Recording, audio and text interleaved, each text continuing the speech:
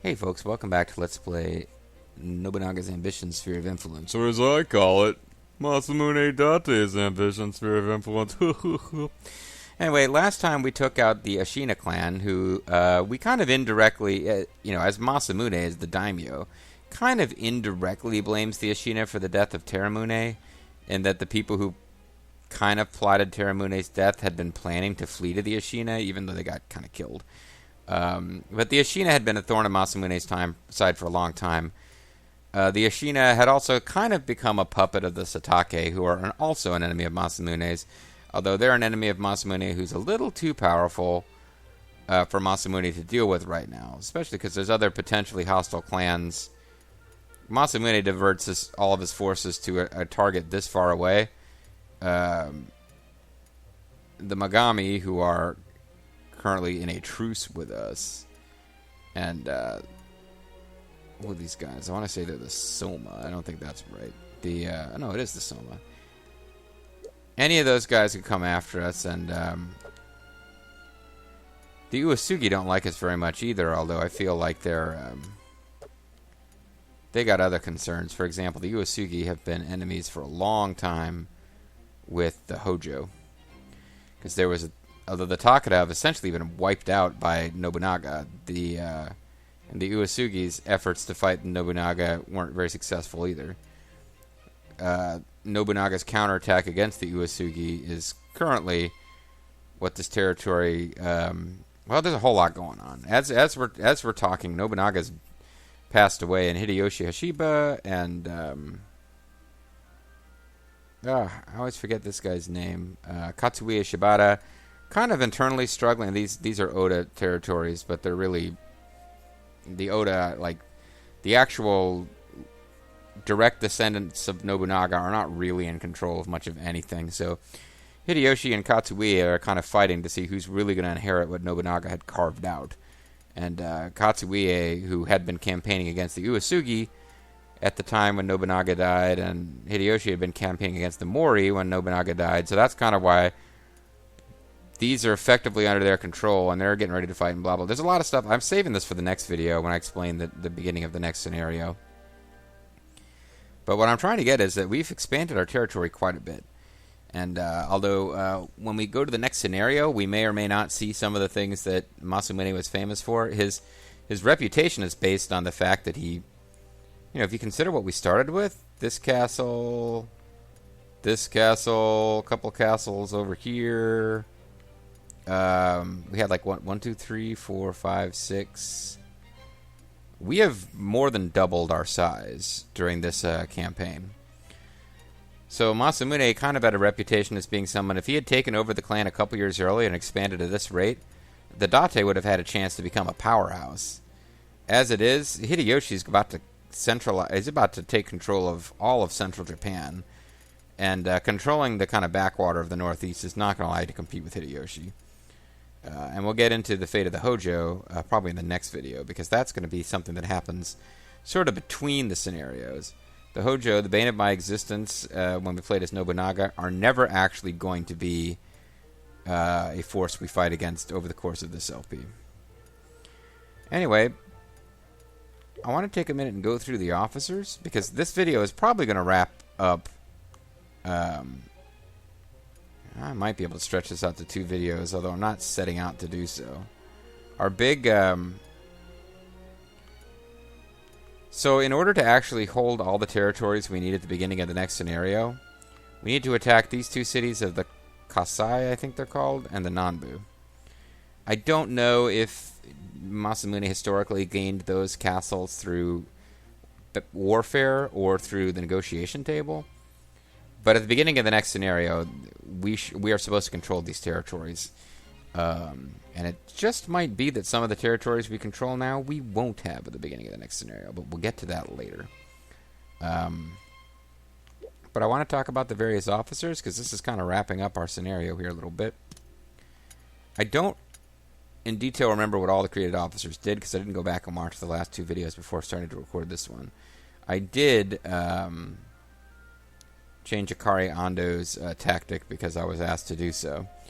But so Masamune, he was involved directly in a showdown against his uncle, what's-his-face, Mogami, which was interesting. I did not know that that was going to result in cinematics.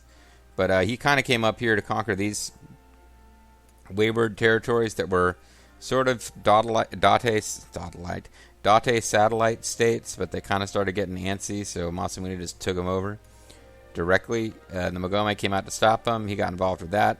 But really, in this LP, Masamune's claim to fame came in when, just because he commanded such a large force, he took out, in devastating and bloody fashion, pretty much the army that marched out of Kurokawa Castle, which was the Ashina's capital, and everybody who was trying to defend Inawashiro Castle and Aizu Shingu Castle. So Bloody Handed came out and fought another force out of Kurokawa Castle, but honestly, their backs had been broken by Masamune before that happened. So Bloody Handed got to have the last great field battle against these guys. But kind of by that point, Masamune, personally, with the help of his other generals, had already broken their backs.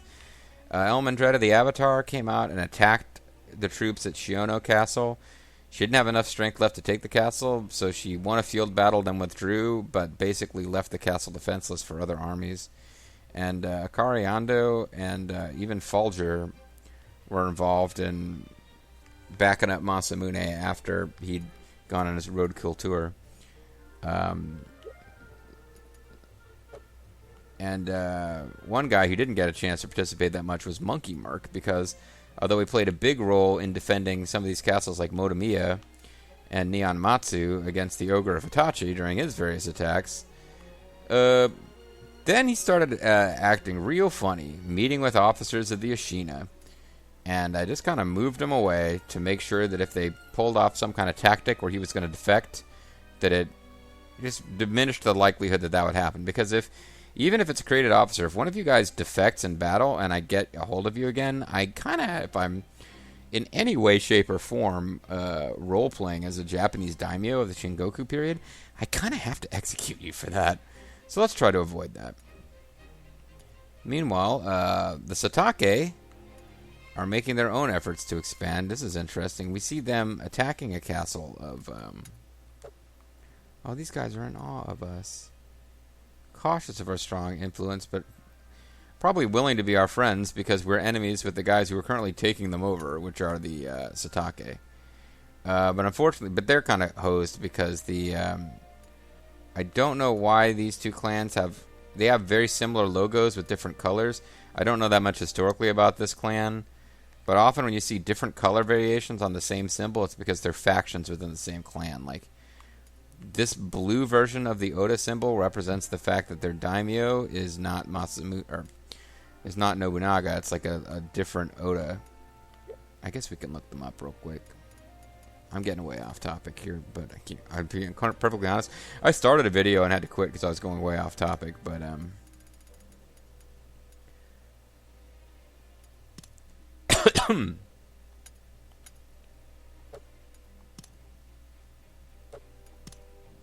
so I don't know what these two forces are, but they're both conservative.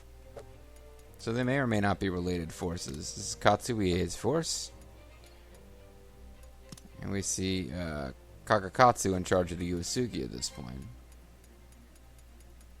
So even though they hold a lot of territory... Oh, yeah, the Kyushu Oda and the under Nobukatsu and the Gifu Oda under Nobutaka. So basically, you've got different colors because they're both Oda.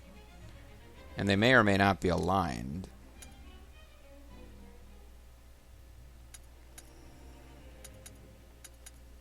Oh, they've got quite a few tenants going there. But yeah, that's where I'm like, these forces might be the same force with different subdivisions going on, but apparently maybe not. I don't know. Anyway, let's take a quick look through our officers, because this probably is going to round up our unless I talk way too much, this video should wrap up this scenario, because we've got to take those three cities and there's almost no one left to defend them. So Masamune did a lot in the conquest of the Ashina. Kajuro, Katakura, important historical figure, but he hasn't been doing that much with all these created officers. JG Mystery, Vulture Bobo, and Vulture Bean, they were very active in pacifying these cities up here.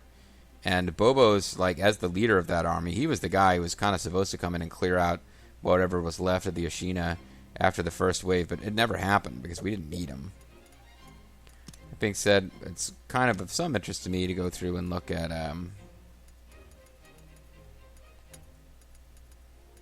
the loyalty levels for everybody. This will all be reset at the new scenario. Haven't done anything special to increase JG's loyalty, but he's loyal enough because his requirements aren't high. Bobo is the same. His requirements are a little lower than Bean's, because Bean has slightly higher, but she emits strong loyalty just based on the fact that she gets on better with Masamune than we do. I don't really know why, because she's progressive with an ideal of justice, and he's progressive with an ideal of spirit. So maybe there's some kind of like Avatar Codex thing going on, where different attributes of, there's like some kind of Venn diagram where clan is further from spirit than justice is, but yeah, she's a little bit happier in this force than we are, but we're all kind of doing okay. She appears to, she's a sister or daughter of Masamune. I don't know. She doesn't seem too happy. I'm just looking for anybody who stands out, pops up as being important somehow. This guy became a Date military commander, but I remember from my off-screening, he's always pissed off about something. And this guy's an interesting case. Ashina retainer, feared as the gatekeeper of the north for repelling the Date's repeated invasions, he took his own life after a surprise attack from family colluding with Masamune Date, and yet he shows loyalty and conduct, can be trusted. So he died in real history due to a sneak attack from the Date. In this version, he's happy because even though he's got negative things for his loyalty, his required loyalty is 1. So it's kind of fun, but we won't be seeing him in the next scenario because the next scenario will be based on probably the fact that he's supposed to be dead. This guy is a real, actual... His arrogance led to his demotion and dismissal, but he currently seems pretty happy, so hopefully his arrogance won't get the better of him. Now we got Okami Hato. I'll be honest, I do not remember what she did during the Ashina invasion, but she shows loyalty and conduct. She doesn't have a particularly high loyalty requirement. Shaman Yamazaki, I'm sure he was in battle. I think he was sacking castles after we'd already cleared out the enemies. He's got strong loyalty because he's lord of the castle. So he won one of our first victories, but since that time, I do not remember what he's done. Apologies. Shigazane burns with loyalty. Modate seems pretty happy. Keep searching here. Bloody-handed shows loyalty and conduct. Can be trusted as a retainer. No special things have been done for him, but he did defeat the last Ashina field army. We've got Butcher Rubio. Submit strong loyalty. Will perform above abilities. And he and Masamune get along because they're both progressives. Kariando is one of the more interesting ones. I gave her a gift a while ago, but she did not get a bonus to loyalty for fighting with Masamune in battle against a common foe. But Lord of Castle plus Talented Rewarded plus the treasure has pushed her up to 20, which means even though her required loyalty is 15, and other people who are like you, I think when you get loyalty 20, you automatically get this message: burns with loyalty, bearing eyes with no hint of defiance, will perform far above abilities. Iron Ant, you may or you don't have to run with that in your next in character write-up if you don't want to, because Lord knows in the next video when we restart the scenario, your loyalty is going to be right back to I need to like babysit you and find ways to make you happy, or you'll be constantly whining. But for now, your loyalty is at burns with loyalty. Sadatsuna Uchi often objects to orders, appears to be discontent. Well, maybe you shouldn't have defected and joined our force then, because this is the guy that we actually got to turn on the Ashina and join us in mid-battle. His stats are not high enough that... Well, his stats are okay. I probably wouldn't care about making him super loyal. He's already got that bonus, so he's the guy... Like, he's one of those guys who... Yeah, his loyalty isn't fantastic, but...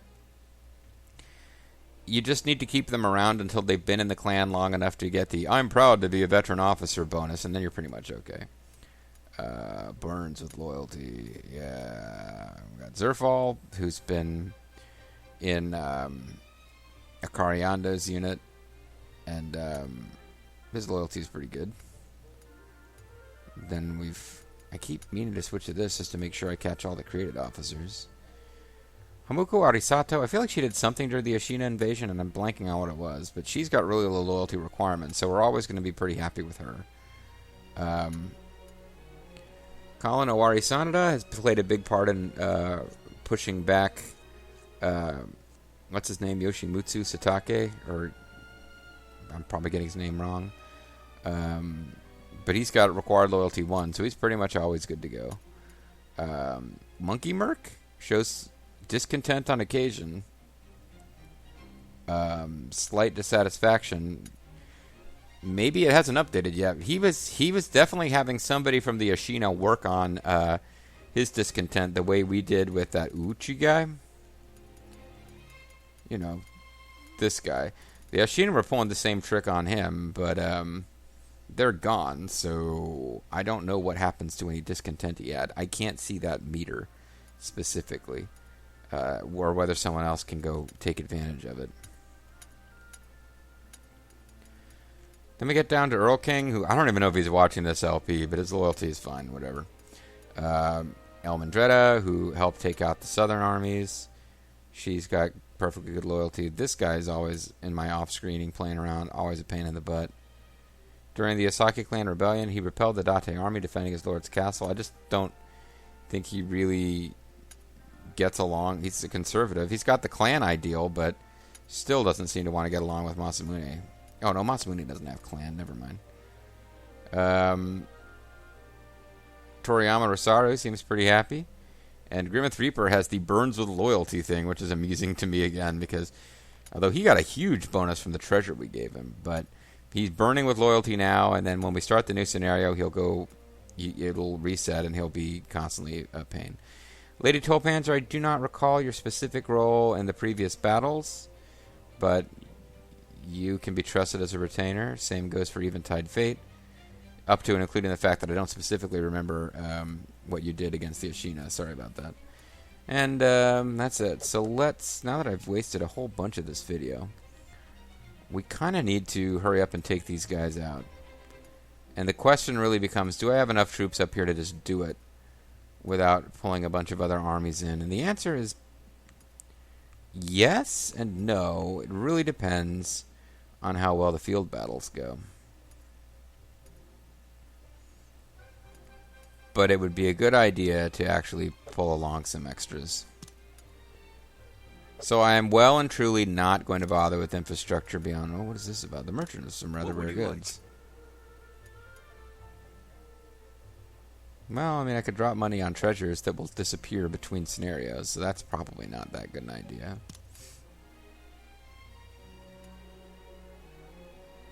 We can do a negotiation with those guys. Oh! We can dissolve our alliance, which we actually do need to do.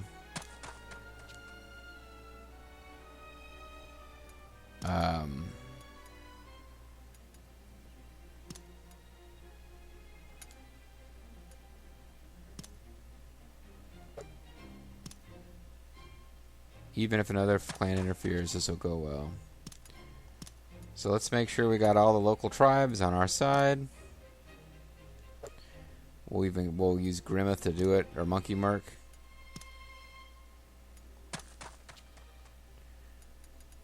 Then we'll spend all of our points with development, just so that they don't seem wasted. More troops will make her rest easier at night. And we'll let a month pass so that we can actually break off the alliance before we march.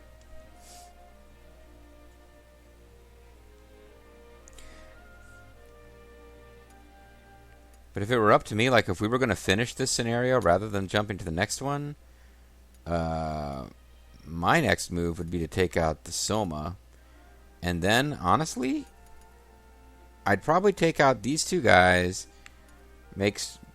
either make peace with the Nanbu or fortify this castle so they're not a threat, And then I'm either going after the Megami, or if I'm really feeling froggy, I'll go after the Satake to try to get... They've got good officers. But again, if we were playing through this scenario all the way, probably my move for reals would be... For reals, I'm going to be an idiot. If we were going to try to finish this scenario, I would form a marriage alliance with the Hojo. And basically aggressively attack... Try to keep enough guys in the north that I don't invite attack from the Uesugi and the Megami, but I would aggressively attack everyone down here in the hopes of gobbling up as much of this territory as I can before the Hojo eventually take it, because we can't compete with the Hojo. Not right now. And honestly, it's possible that we take over the whole of the north. Let's say we maintain our border with the Uesugi. We could take over the Megami, the Nambu, all of this stuff. We may still not be pulling the resources to really compete with the Hojo, because they've got these cities that are right here in like the best part of the country.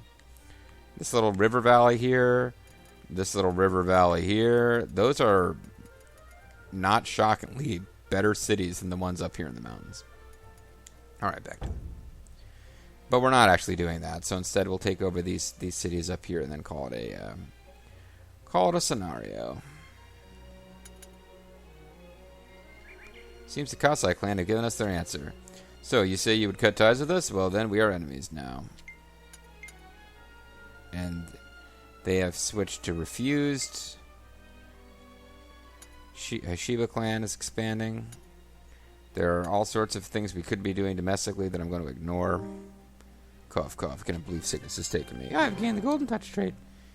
So this is the power of the siege trait. I'm not going to lose to anyone. By the way, Cariando, you do have the female brave voice, so... Your orders? Your orders. Here's last month's balance. Reporting in. Appeasing the Crocker tribe worked well. Yeah.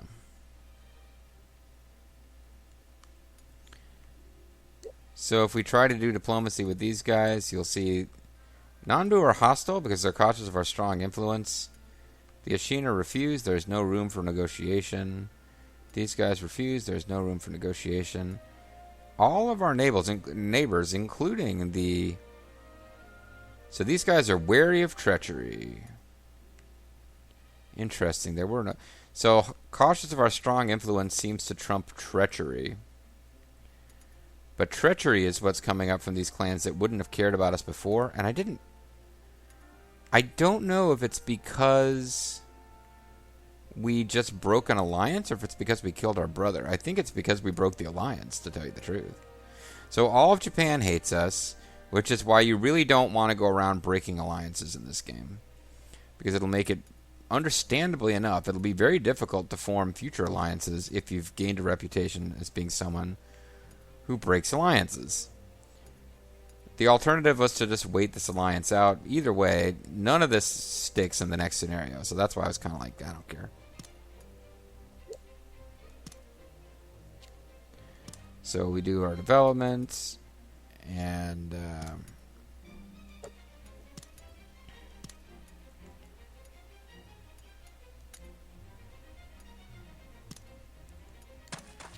we'll cultivate the tribes a little more just to kind of ensure they help us, which we expect them to. Oh, it's some kind of like boat tribe.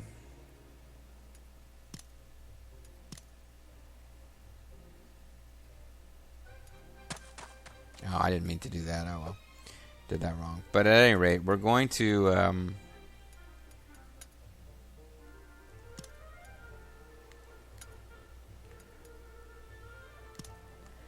So I want to make sure that we've got... Oh, you guys aren't going to come?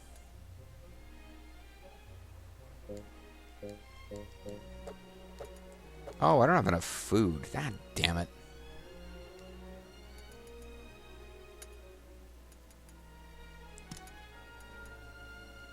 What would you like?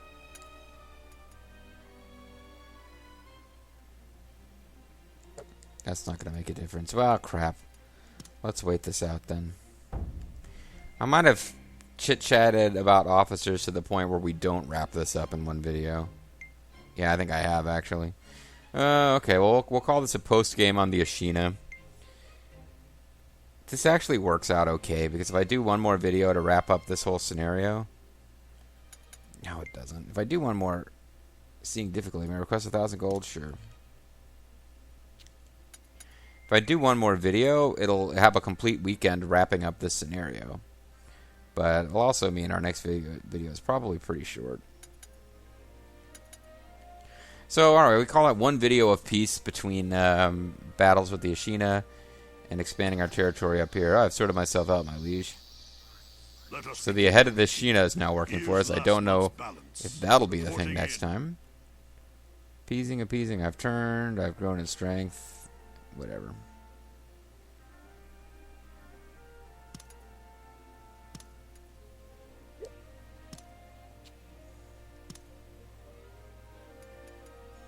Yeah, I guess we actually have to wait for... if I want to have overwhelming force, I honestly need to wait for...